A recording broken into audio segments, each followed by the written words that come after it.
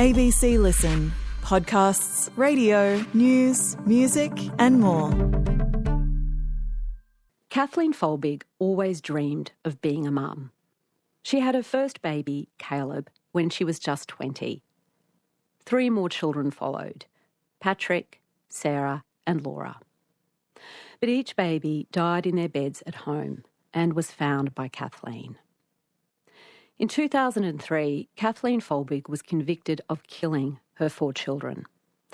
The prosecution's case was based on her husband's accusations and on Kathleen's diaries, in which she poured out the anguish and guilt she felt over her children's deaths. With her conviction, Kathleen was branded Australia's worst female serial killer and sentenced to 40 years in prison, where she was at constant risk of violence from other inmates. Her husband, her family, the police, the media, everyone agreed that Kathleen was guilty of these terrible crimes. But Kathleen's childhood friend, Tracy Chapman, believed her innocence. She led the long fight to have Kathleen's case re-examined and for new genetic and psychological evidence to be considered. As a result, after 20 years behind bars, Kathleen was released and exonerated, and Tracy was waiting to welcome her home. Together, the friends have written a book about their quite unbelievable experience. It's called Inside Out. Today on Conversations, I'll be joined by both Kathleen Folbigg and Tracy Chapman. Firstly, Tracy, hello. Hello. How did you and Kathleen first meet? Primary school. I don't know, I think it was first grade. Yeah, primary school. And what was she like as a little girl? What do you remember? I always remember Kath as a really determined, confident person and, didn't take a lot of garbage off anyone. And I was a really timid kind of person. So, I just remember always thinking, I wish I could be stronger like that and, speak out. When you ended up back at high school together, where did the two of you fit in the hierarchy of school? We were always on the outside. Yeah, we weren't part of the in crowd. They all sat on the steps near the canteen and we were kind of out with the trees and the grass on the other side, sitting in the sun, rolling our skirts up. She didn't have to because her skirts were always really short.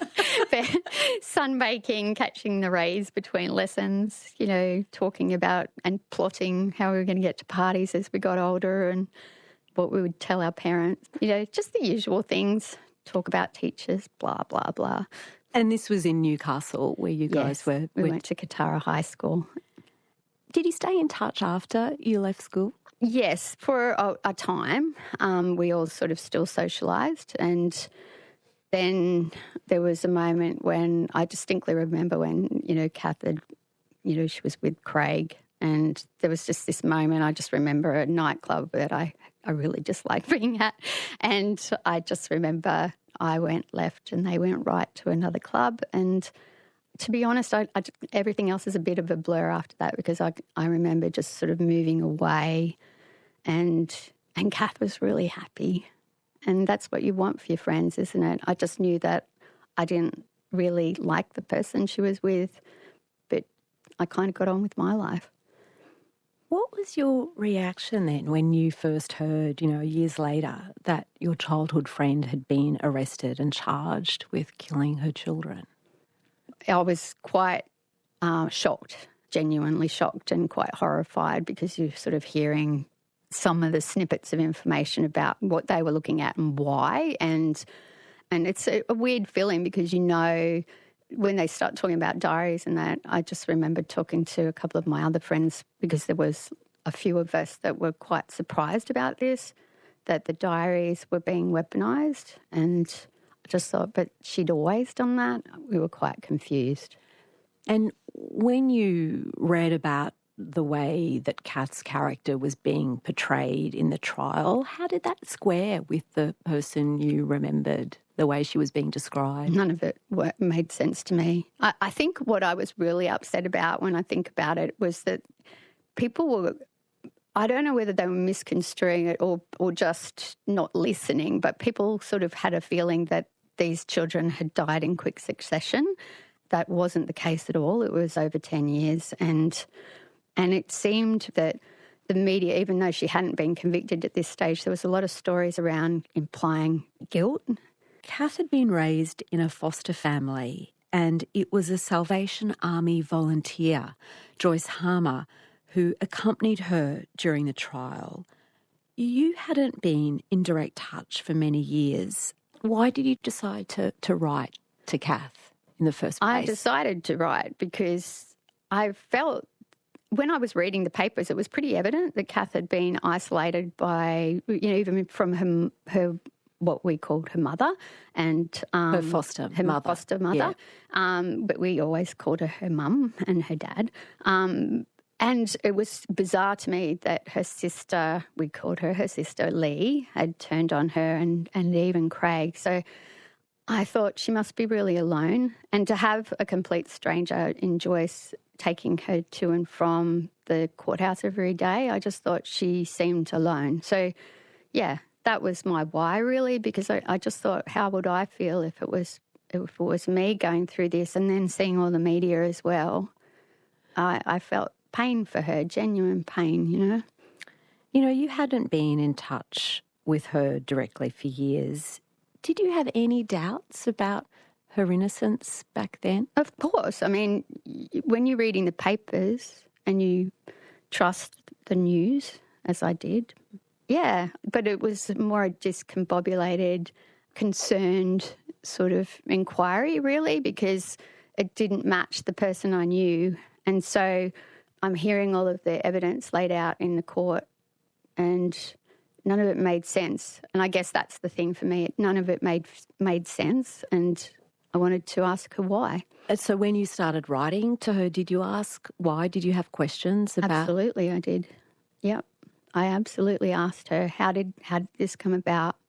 Why are they saying all of this stuff? And yeah, there was some pretty interesting exchanges in letters. What kind of answers did she give you? What do you remember about the way she responded? She wasn't angry with me. She just said I do remember one of the first letters she wrote, after being called Australia's worst serial killer or something, and you're lucky I know you, girl, and I'll answer your questions.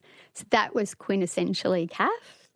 And then she went in to explain over a few pages she said, I forget the words that they've convicted me on because there's so much trauma here, but I'll try and explain them as best I can. And as soon as she started to do that, it matched the person that I knew. Everything she said made sense in the context of the lived experience of her and the person I knew. Tell me about the first time you visited Kath in prison. It was hard. It was sensory overload going into that waiting room. It's loud. There's people everywhere and you can feel the tension, and there's guards and guns and there's cameras everywhere and cold floors and bench seats, and nothing is welcoming. It's a confronting reality when you're not used to it. That wasn't our story at all, so I found it really intimidating walking into that space. And how did she look to you? When you get through all of the security stuff, and there's a lot to get through, when I finally get through the doors and the glass and everything to see her, I remember her in this white jumpsuit with cable ties on her wrists and around her neck, and guards everywhere. It was horrible. I have to say, it was really horrible. Yep. You'd visit Kath with two other friends from school in Newcastle. A group of women friends together can be pretty riotous. Could the four of you laugh even in that setting? We so laughed. We got into so much trouble often because we would have what we used to call a jail picnic. And Megan, I always say, is the quintessential tighter. She never had as many coins as Lance and I, but I would save up and I would just go to town. Whatever Kath wanted, we all just pitched in, except Megan, a bit of a tight ass. From the vending machines at the From prison. the vending machines. So her favourites were pods, And she loved honey soy chips and Diet Coke and, she loved those damn strawberry and cream. Yeah, strawberry creams. So we would go there and sometimes the damn machine would jam and take our money. And I was really upset about that. But, yeah, generally we would just go in there and there'd be bags of food everywhere because we just went to town and gave her whatever she wanted. And we'd just sit there and get into so much trouble for laughing. They always, after a while, they put us up in the corner. We'd be kind of isolated, I guess. Kath's diaries had formed such a crucial part of the case against her. But your own reading of psychological studies made clear that people who've gone through trauma often write to process their feelings. It's a way of alleviating their anxiety that they're in some way responsible. And that it's very common for grieving parents to express guilt, even when they're in no way to blame. How early did you come across that kind of research into the psychological role of private journals? Really early on, because I was a teacher at TAFE and I was kind of curious to see if there was any, factual stuff about that. And I've got to thank some of my friends had backgrounds in counselling and psychology and stuff, and I just remember talking to them about it.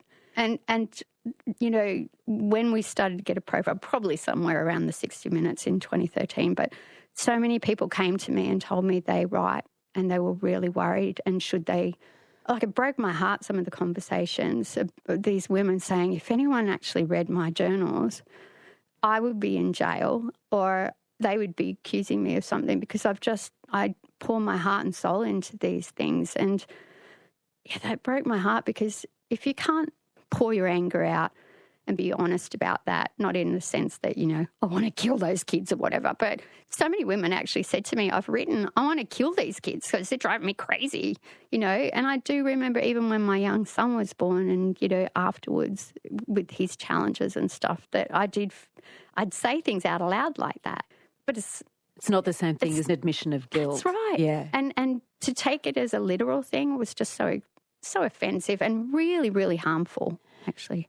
You mentioned the 60 Minutes story that was done in 2013. What kind of reactions did you, Tracy, get from the public after that story went to air? That was a really big night. I remember Megan and I sitting, talking to each other. We didn't go to bed that night. It was unmoderated, the social media back then. And Megan and I, we were reading all these comments and they were violent and cruel, overwhelmingly, there were thousands of them. And there was a lot of threats to us as well for speaking out and trying to help people understand. And people didn't want to know that. It was just hate and vitriol and pain and fear. There was genuine fear. I was shocked. Did people ever make those threats directly? Did it ever come out of that online Absolutely. Space? Yeah. I've always been a pretty open book and it was easy back then to source phone numbers and stuff. It's even now, I try not to get emotional about it, but I have a fear of picking up numbers that don't have people's names on them. I won't pick up private numbers or anything anymore because I've had the worst death threats and it's scary. Even people leave you voicemails to tell you what they're going to do to you or what they're going to do to your animals or your child or... Someone even spat on you, you write about in the book. Yeah, I was waiting for my partner to pick me up and I saw this man watching me near Redfern Station and he just makes a beeline for me. He was very jittery. He was tall and he said, "Oh, that effing baby killer's friend." And he just spat in my face.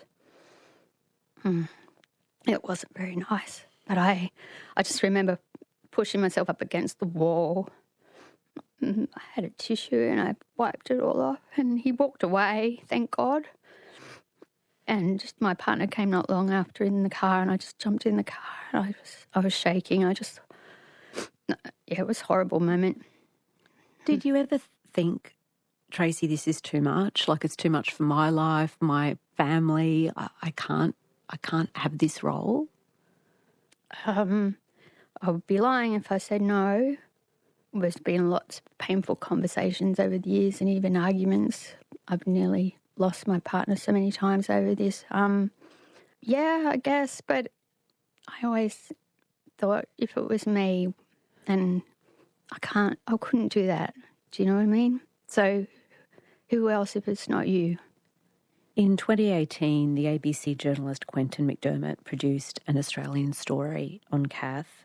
What was the reaction like after that story went to air? It was different. Yeah, he'd done such a great job. I was so scared, and Kath and I were terrified of that piece. We deliberated over that for a long time, and I'm glad we did it though. And there was a shift. And there started to be this new kind of momentum around Kath's case, and scientists were getting interested in what had happened to her. Why was the research of geneticist Professor Carola Vinuesa a turning point in the fight to clear Kath's name? Because there was evidence-based science, peer-reviewed, and it solidified the truth. So, yeah, people had something tangible rather than, I guess that's it for me. It gave something tangible to hold on to and understand, even though it's really complex. It was research that showed through DNA testing that Kath carried a rare mutation that both her daughters also had, which made heart attacks, cardiac problems more likely. Yes. And it was a rare mutation, but an explanation certainly for what could lead to a sudden infant death. G114. So with this genetic research, there was a petition of 158 highly esteemed scientists calling for a second inquiry into Kath's convictions, which was ordered by the New South Wales Attorney General in late 2022. Following that inquiry, with this new genetic evidence and a more psychologically nuanced reading of Kath's diaries, that thing that you'd been fighting for so long finally happened and she was pardoned. Tell me about that moment from your point of view. The 5th of June is such a weird moment that day. Yeah, I was vacuuming the house in my pajamas listening to New Order. I just remember that. And then my phone just went off and it was ringing and ringing and ringing and ringing. And I missed all these private numbers because I wouldn't pick up. And I thought something weird's happening. And then a number came through of a journalist that I respect immensely. And she told me that she'd seen a document that was about to pardon Kath. And so I'm finding out from a journalist yet again. And I was grateful to her, but I was also angry in that moment and shocked. The first thing I do is ring the legal team and they know nothing either. It's unacceptable. I haven't heard from Kath. There's all these numbers coming in even while I'm talking to this journalist, and probably multiple calls of the private number in that real time was Kath, and I didn't know about it because I wouldn't pick up. It was chaos. I can't even begin to tell you. And then we ran to the door to see it's 500 metres to our driveway. And I just said, is anyone there? Because I didn't know what was happening. And all I'm thinking is, it's going to be blocked here. I've got to get to the jail. It's 45 minutes away. Damn, I'm so angry with you all because I hadn't had the outfit that I had planned for her at the prison and I'd been talking about it for weeks. There was so much in my head. Tell me about that. Why was it so important for you that she have this outfit of clothes that you'd picked? Why did that feel so important? Because, this outfit, it was a combination of the best of humane beings, as I always say. Someone had given some beautiful boots for her to wear. Someone else had given me money to buy the trench coat that I bought for her. It was a beautiful pale pink one. Someone else had given me some money to buy the scarf. I got her the shirt. It was this combination of goodness. It was a beautiful symbol of giving, but it was also strength. I wanted her to walk out of prison, not in prison greens or anything, or in the clothes that they give them out of the seconds box that's in there. And that's exactly how she walked out. Not dignified. I wanted the dignity and we didn't get it. And suddenly she's arriving at your house. Yes. And what was it like seeing her outside of prison for the first time? It was surreal. I have this mental picture of her going past our drive because they overshot our drive. And then there's this moment where we both simultaneously see each other and she's like a kid, go to Disneyland and her hands are on the window because she's just seen me. And she literally is. And then they do this rapid, like our street's 100K zone, and they do this radical turn and then pull into our driveway and she can't get out the door and I can't get in the door. And there's just this moment where we're just eager just to give each other a hug, and that's what happened.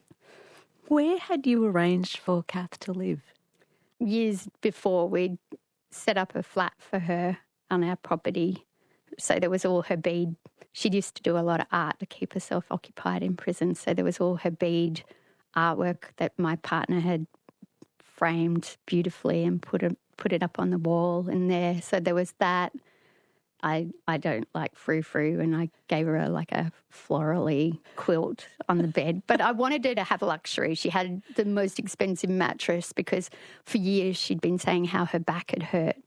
It's hard in prison. So many times she told me she slept on the floor because her back was hurting and stuff, and I didn't want her to feel discomfort. I wanted her to have a good sleep, finally in a good bed, and my parents gave us a really lovely mattress, so I was grateful for that. And then her stuff, her artwork everywhere, so that she was familiar with that. But it was light. It looked over the paddocks with the animals. It was surrounded by birds because I'd put a lot of natives in the garden, in the courtyard. We set a courtyard up that had really high fencing that was lockable. I used to say to her, Kath, this is not your story. The truth will out eventually. I just knew it in my heart. Maybe people think that's naive, but I just always believe that truth will find itself eventually. So for me, I wanted her to have safety because I knew eventually she would come home. I didn't know when, but I knew she would come home. And so we had this compound, and there's a frog pond in there, which turned out to be really noisy for her because the frogs went off. And then there's all these sort of grevilleas and that. So the birds, there was so much bird noise because she used to miss the sounds of nature. So we brought nature to her in the courtyard. How has your friendship changed, Tracy, since Kath became a free woman again? It's complicated. I reflected on this. Kath and I have always been really honest with each other. Friendship is not, post-release, friendship's been challenging in a lot of ways. What is shameful, though, for me is that she was released unsupported. So the friendship is exactly as it would be without the mechanisms to support her mental health.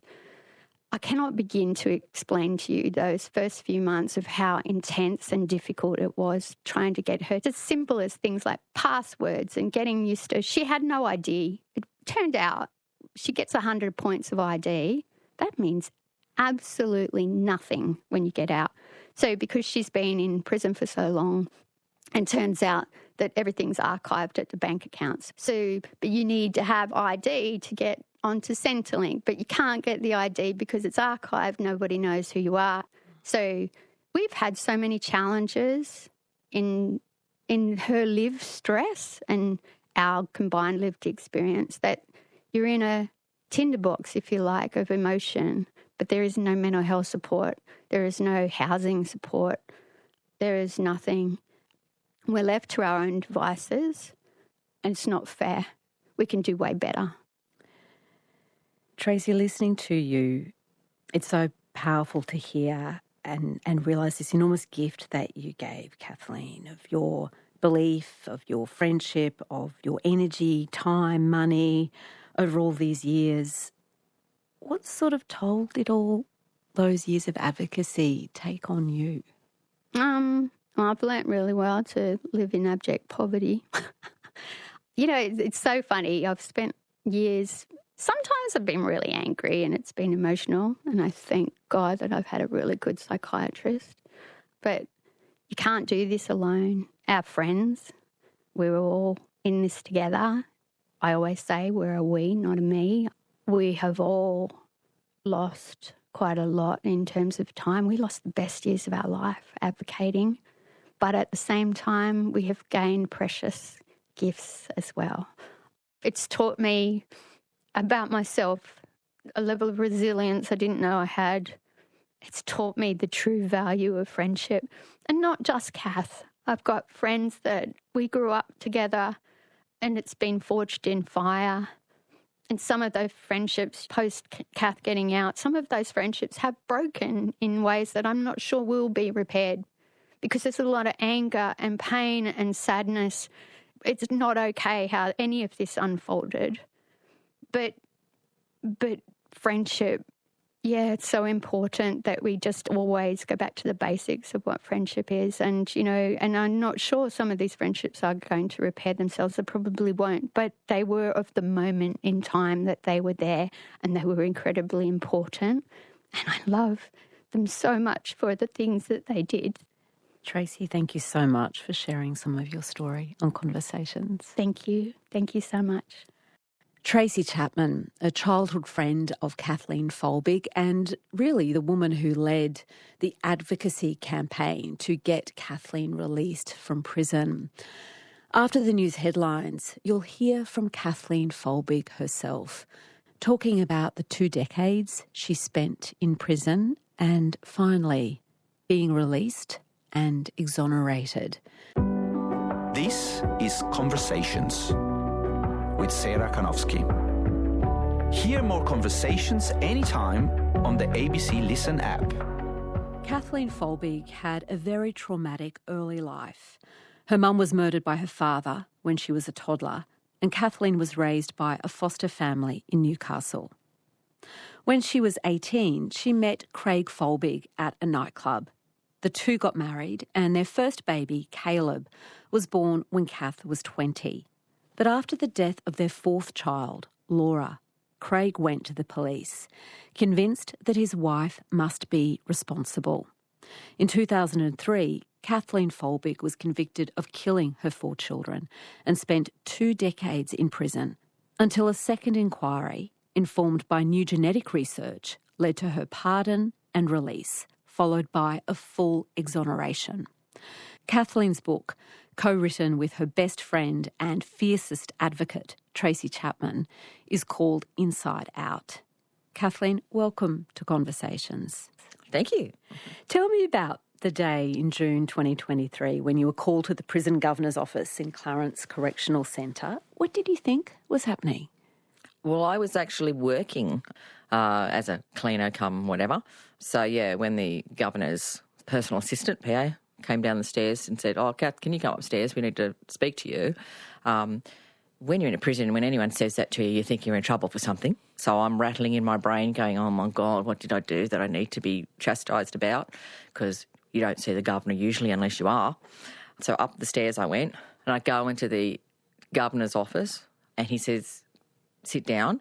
He's looking rather emotional, like he'd been a bit red-faced and whatever else. And I'm like, oh, I'm about to be told someone else in my family's died, or Tracy's injured in hospital, or something drastic has happened.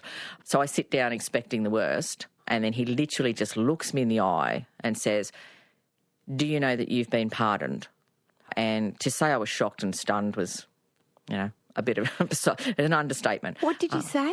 I swear, I pretty much looked at the PA lady and looked at him and said, "What did you just say?"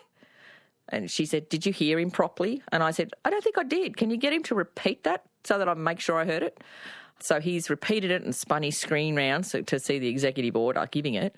He's got a tear in his eye, which I thought was a bit, okay, the governor of a prison is getting highly emotional. This is a bit much. The PA is smiling at me, and I swore at him. And I literally said, "You're fucking kidding me," which is not a thing to do to a governor. Given the circumstances. Given the circumstances. Yeah.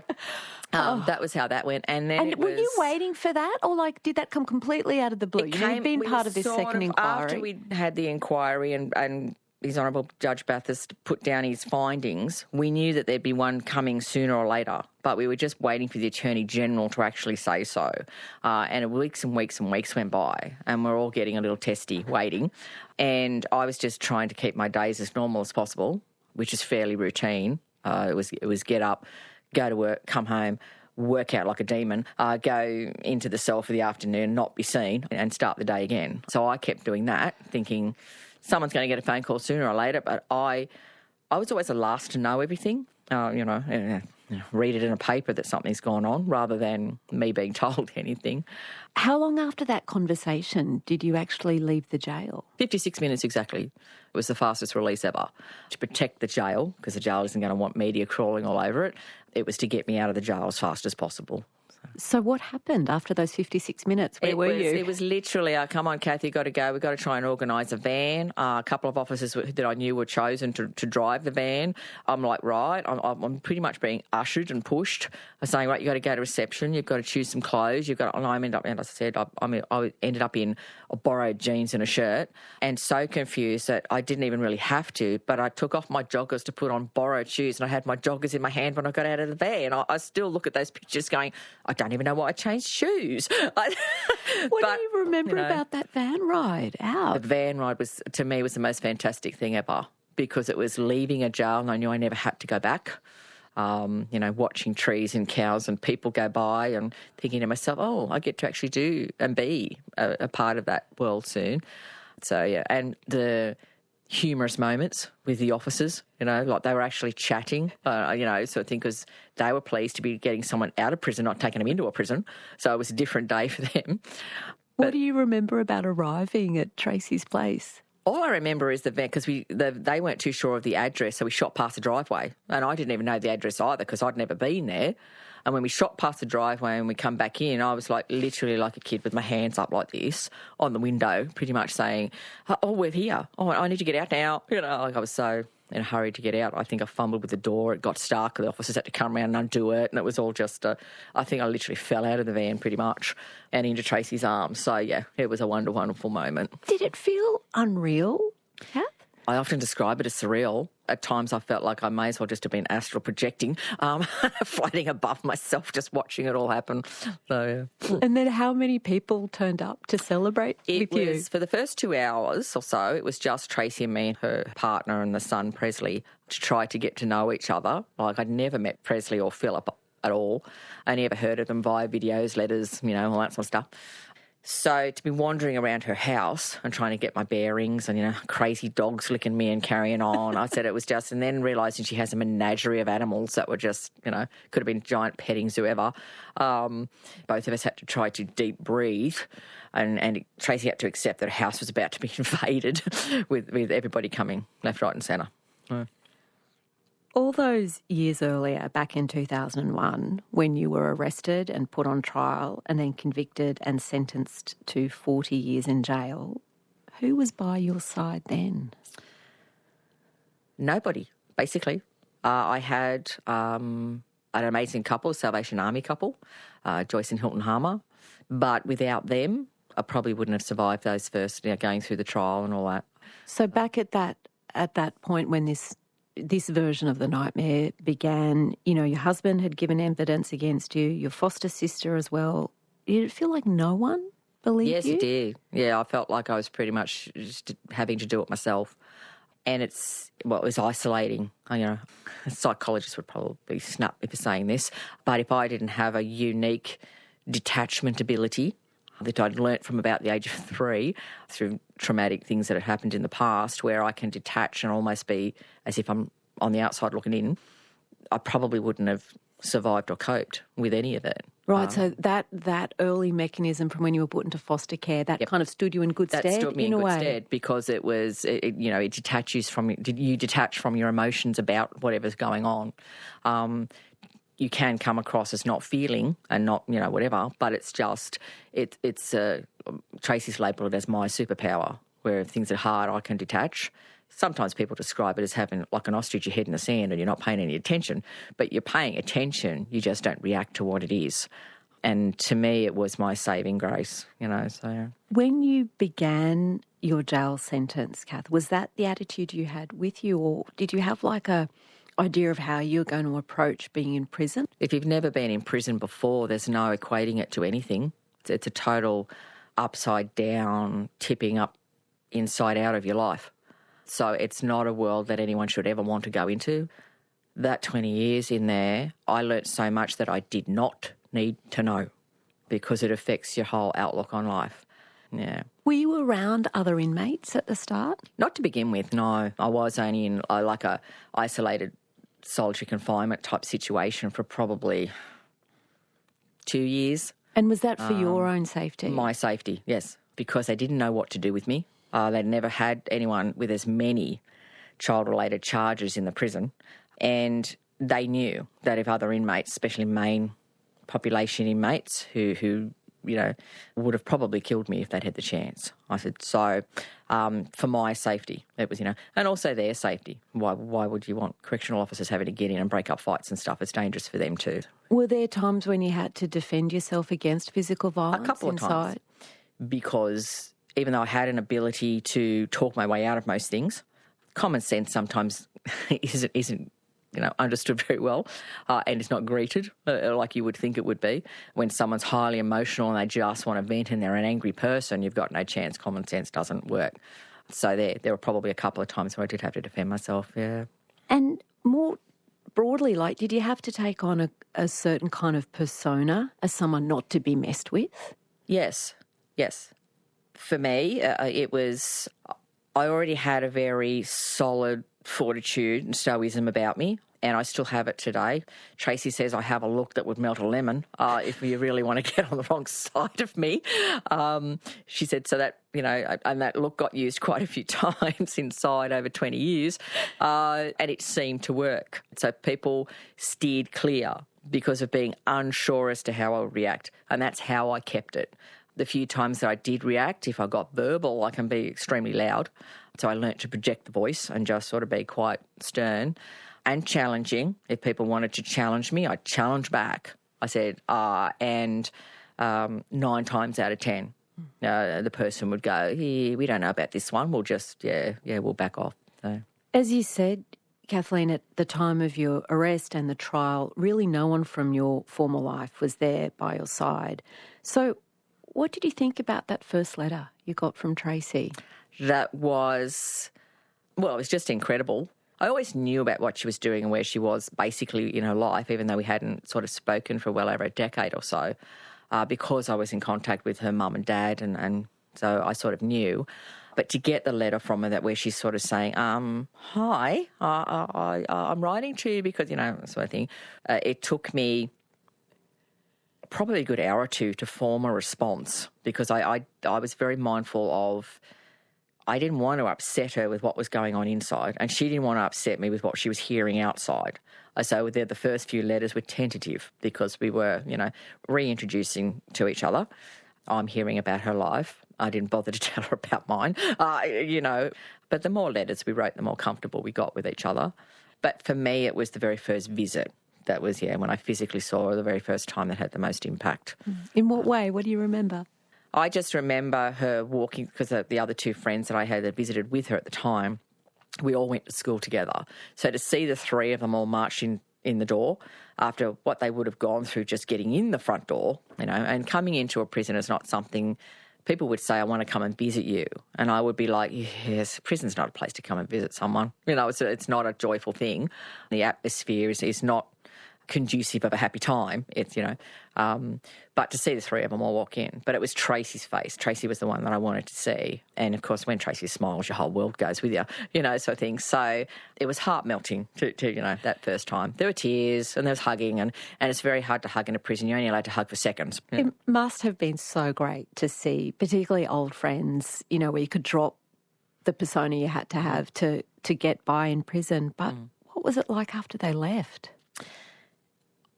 I would use my detachment ability and go back inside. I tried not to watch my guests, especially Tracy, leave because I always knew that she was getting tearful and upset and didn't want to leave me there. So therefore was becoming quite emotional because that's where Tracy and I chalk and cheese. It takes a bit to make me cry. So I didn't like to see that in her. I never liked to see my visitors being upset, so the visits were only an hour, if you were lucky, 45 minutes to an hour. But I always tried to keep it as uplifting as possible and not have my friends think that I was struggling with anything. The same as they protected me from things outside that they thought I didn't need to know about. What does time feel like in prison? It's Groundhog Day. Prisons run on routines because that's how they manage things. And it's Groundhog Day. You get up at a certain time. If I hadn't been working the whole time I was inside and it's one form or a job or another, or studying, doing things, I think I would have gone a little bit mentally batty, because just to keep active and distracted from where you are. And I used to make friendly acquaintances that were uplifting, have a laugh about stuff, or were more joyous in nature, rather than the pessimistic, downtrodden, oh, woe me, poor me sort of inmate. I avoided those because that just makes you start to think about your own situation too much. And everybody in jail is always not wanting to think about their own situation.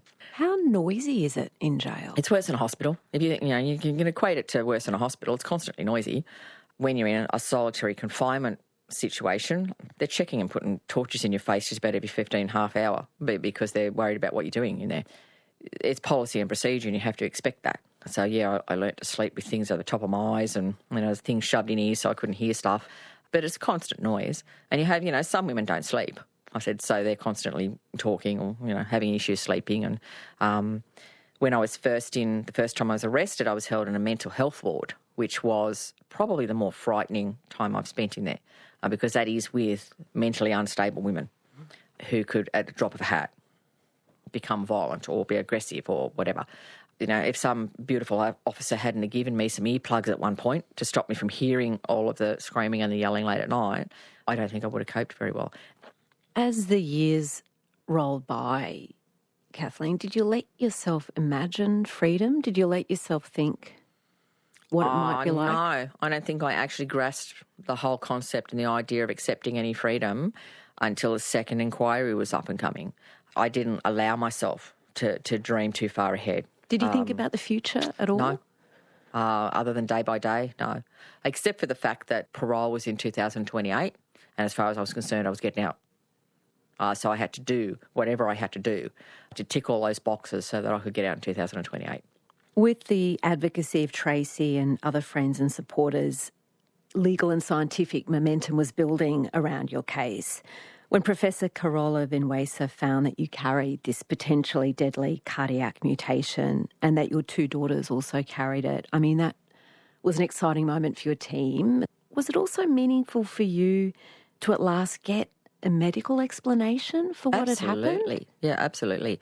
I had, when I lost Laura way back in 98, I voiced that, it must be Craig and I together, there's something wrong.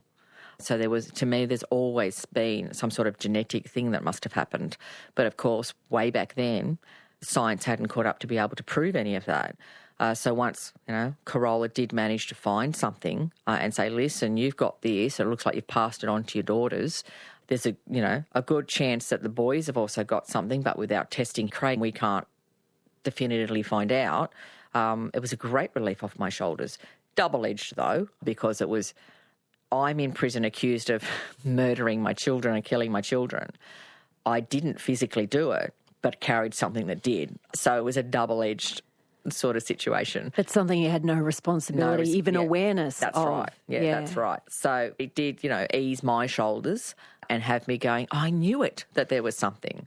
Following that new scientific evidence that was given in the second inquiry, you were released from jail, at first on a pardon, not yet exonerated.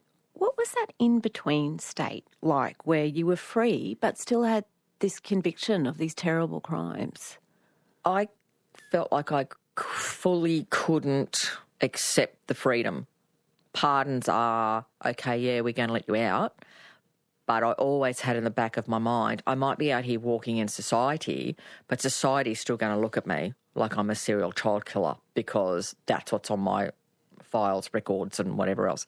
I also was at that point, still on a child protection registration list, which any child-related crime goes onto. So it was quite concerning to me. Did that make you even feel scared just to be around kids in case something happened and you were blamed again? Yeah, it was a great insecurity. Going shopping, if kids came up near me, I was quite insecure and a little bit nervous and avoided them. I used to think to myself, oh, my God, if I touch that child or I say hi to that child and stops and talks to me, it might go home and then that night it might fall asleep and not wake up, and then the parents are going to go, oh, that woman touched that child and I know who that woman is. My brain just went total whatever. And it also, a convicted person, for spending as long as in prison as I did, how are you supposed to rock up with a job resume and say, where have you been for the last 20 years without having to try to explain that?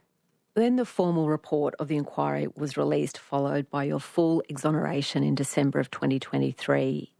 You always knew that you were innocent. What did it feel like to have the legal system say the same thing? I felt that was a return of me. I could drop the persona that I'd been using in prison, that person no longer existed. I felt to a degree that I didn't have to go watching my back every 5 seconds thinking someone was going to harm me or anyone I was with or friends or family. Because when you're exonerated, and it is an exoneration, innocence is returned to me, so therefore I am now an innocent human being. So that was very, very important to me, to reclaim that and then be able to walk around, same as everybody else in society, a free person. So when you began your life as a free woman again, Kath, how exciting was it for you to start driving a car? Driving a car to me is just the ultimate. It was, just learning how to drive created so many humorous moments. Could you drive before you'd gone in? I drove before. I had a gold licence, a 5-year, and a good driving record before I came in, and I loved driving. I hadn't actually gone off on any major trips anywhere on my own in a car. So one of the first things I did when I got my licence back was plan a trip, all the way to Armidale, around to Newcastle and back to Coffs, and I just went off driving. Listening to music as you're driving? My music's always blaring, probably why I'm partly deaf. I spent 20 years with earbuds in my ears, blocking out everybody using music. So, yeah, I've been described as quite comical, jigging around in the car while I'm driving. But, yeah, driving to me is like, yeah. And what about getting your own place to live? I mean, when you first got out, you had that home that was there on Tracy's property. Why was it important for you to get your own place? I always had, in my mind, I had to return in a complete circle.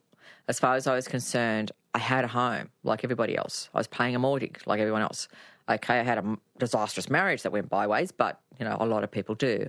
So to have my life sort of go so pear-shaped that you end up in a jail with everything lost, destroyed, your whole life and everything else, I thought, no, I need to go right round the circle and come back to who I was.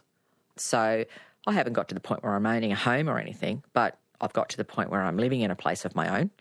I have my dog that I saved and, I have my car that gives me great whatever, and I'm autonomous and making decisions for myself. So as far as I'm concerned, I completed the circle and got back to where I was. Does that freedom happen in one moment, like the moment that you're driven out of the jail, or is it sort of step by step, like getting the licence, getting the house? It's a step by step. Probably not as hard for, say, someone who does 6 to 12 months. You're not taking as big a gap out of your life. But when you spend 20, the whole world changes in those 2 decades. The whole world changes. I was quite fearful when I first walked out. I was happy to be alone and to stay in the beautiful place that Tracy had provided for me. That in the 7 to 9 months that I was with her, that was a step-by-step getting my autonomy back, agency back, making decisions, navigating, making appointments for doctors, which used to make me laugh because it's all automated and it's sort of like, oh, where's the people gone? Why are we not talking to people? I had to ring up and make appointments and you're talking to a machine, or it was flabbergasting to me. So I had to navigate all that. You're right that it took you a while to learn you didn't have to pause at a doorway. It did, yeah. I sometimes can still do it because you just don't walk through doors in jail, otherwise you're escaping. You can get charged with escaping if you walk through a door before it starts, as you can. So I just got used to stopping. And I did at one point develop a bit of a psychological traumatic effect, which was I either went through first before everybody else or I was last. I said because I didn't like to be crowded. And I still can have that problem now where I don't like to be in a crowd. I don't like to be feeling like my personal space is being invaded on. And my personal space is probably 3 or 4 times bigger than everybody else's. Now, though, I'm probably a bit more stronger and forthright in saying, can you just back up a bit because you're too close, And things like I usually don't sit in restaurants or cafes where my back's exposed and people are walking behind me. It's a long-standing issue because I don't know what people are doing. I'm constantly looking over my shoulder to see where people are. So normally if we go out somewhere, I will put myself where I'm against a wall and then I know my back's safe. Yeah. You describe yourself in the book as a mother without children, and that's the tragedy at the heart of all that you went through. Has clearing your name and learning about the random genetics that were behind their deaths, has it let you hold their memories differently? Yes, it has. Yeah, I do covet my memories of my children very closely. I used to not speak about them at all, and that used to be concerning to people, like I was not remembering or not bothering to remember them, and that wasn't the case of all. It was simply a case of the memories that I did have, because none of them made it to 2. You don't have many memories to be hanging on to. So what I did have, I coveted greatly. But as time went on, and with loved ones like Tracy and my extended family I have now, I can quite happily recall those memories now, and I do sometimes do so. Sometimes I can be, speaking about 1 or 2 of them and they'll cause me a bit of a tear thing. I said because it's getting a bit too close to the heart. But I would rather recall the more joyful, happy memories of them than the fact that they've died and I don't have them. So I tend to avoid talking about that side of things. What do you hope for this next chapter? Oh, that's a huge question. Well, my life's certainly gone into a direction that I never, ever dreamed ever that it would go in. I never thought I'd be sitting here talking to you, Of all the things that have happened to you, this is probably the least surprising. or being capable of doing interviews or doing that sort of stuff. Because, my life was just a very simple, basic, I was just your housewife who went to work, same as everybody else. I used to go to the gym every now and then. I thought I was going to be having family, children and doing life that way. There was no major career or anything that I was streaming off down. Hopes and dreams are, of course, I'd love to own my own home one day. I've got an interest at the moment when it comes to a man in my life, and that's a whole new path and a whole new learning curve and a whole new everything that's happening. Never ever thought that would happen either, because I'd switched off to that whole idea. And being able to have Tracy now relax and stand down was one of the big hopes and dreams. When I walked out and went to her farm, I kept watching her and looking at her and just sort of going, okay, now you can stand down. I'm out. And especially once I was exonerated, it was literally, we looked at each other and went, oh, my God, we did it. I said, so both of us. Okay, so the red alarm bells are now off. But both of us have reform in mind when it comes to the whole system and how it just didn't work for me. We don't want that to happen to anyone else. But, yeah, hopes and dreams, I've got millions of them. Whether I do any of them or not, it's totally up to me now, and that's a fact I like. It's up to you. Mm-hmm. Yeah. Well, I wish you all happiness. Thank you so much for being my guest on Conversations. No problem. Thank you. Kathleen Folbigg and Tracy Chapman were my guests on Conversations. Their book is called Inside Out. This story was produced by Nicola Harrison and recorded on the lands of the Turrbal and Yagara peoples. I'm Sarah Kanoski. Thanks for listening.